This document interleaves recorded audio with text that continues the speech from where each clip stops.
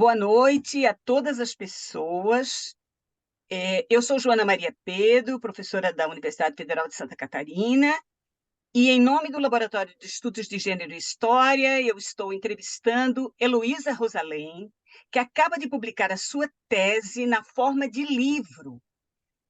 O livro se chama Entre Conflitos e Solidariedades, as trajetórias de militâncias das mulheres exiladas na França e em Portugal, 1973-1987. Heloísa, fala sobre o livro, mostra, diz para a gente em que o seu trabalho, esse livro, traz de novidade. Conta um pouco sobre ele. Claro, obrigada, Joana, obrigada pelo convite, agradeço ao LEG por me convidar, fico muito feliz em poder falar do meu livro. Então, eu acho que a grande novidade desse livro, assim, é pensar a trajetória, né? É pensar justamente aquilo que está dentro do título. Pensar como as mulheres exiladas, né, da ditadura, a partir do momento que deixam a América Latina em 1973, né, chegam na França, chegam em Portugal, né, algumas inclusive um pouquinho mais tarde, em 74, 75, em Portugal, né, vão se organizando e reorganizando politicamente a partir do momento que vão se inserindo em diferentes espaços de militância, né? E aí que quando eu digo a trajetória, eu não estou pensando a trajetória de continuidade, muito pelo contrário, a trajetória das diferentes descontinuidades que estão se estabelecendo ao longo desse momento. Então, como cada uma dessas mulheres ou cada uma dessas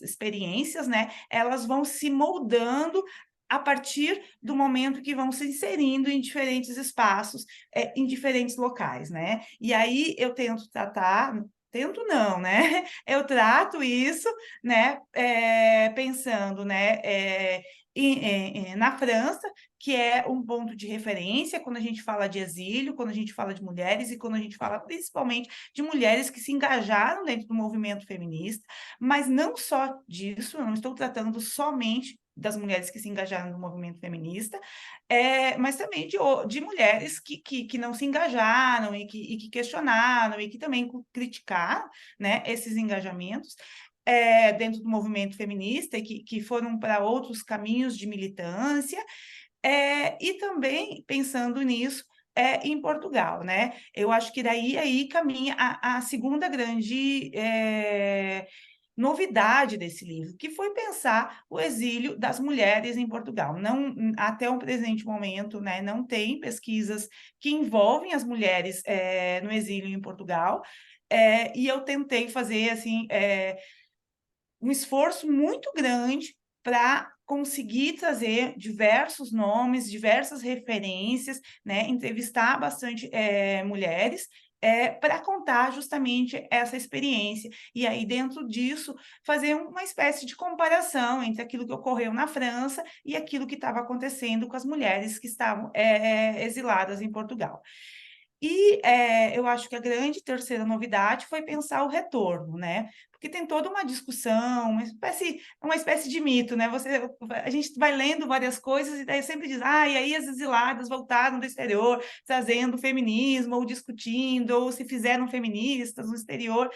E aí tem uma espécie de mito, né, de que o feminismo veio do exílio, ou algumas coisas nesse sentido.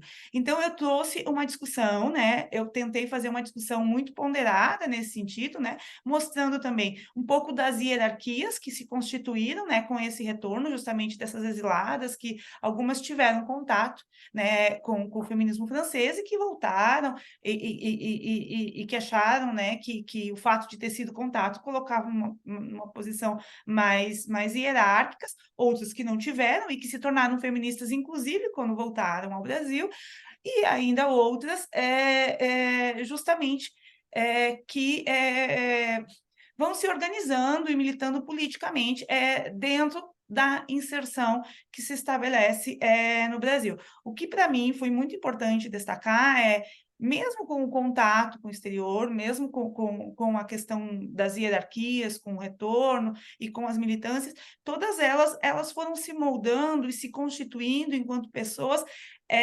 dentro e com as militâncias que colocaram no Brasil. Então, não parece haver uma continuidade, das pautas de lutas. Por exemplo, quem participava do círculo em Portugal, em Lisboa, Círculo Brasileiro de Mulheres em Paris, não, discutindo, por exemplo, violência, quando voltou ao Brasil, não discutiu os mesmos argumentos. Isto é, se inseriu dentro do espaço de militância do Brasil e se constituiu enquanto mulher, enquanto militante, a partir das demandas e das necessidades que se estabeleciam, dentro do projeto político, do Brasil.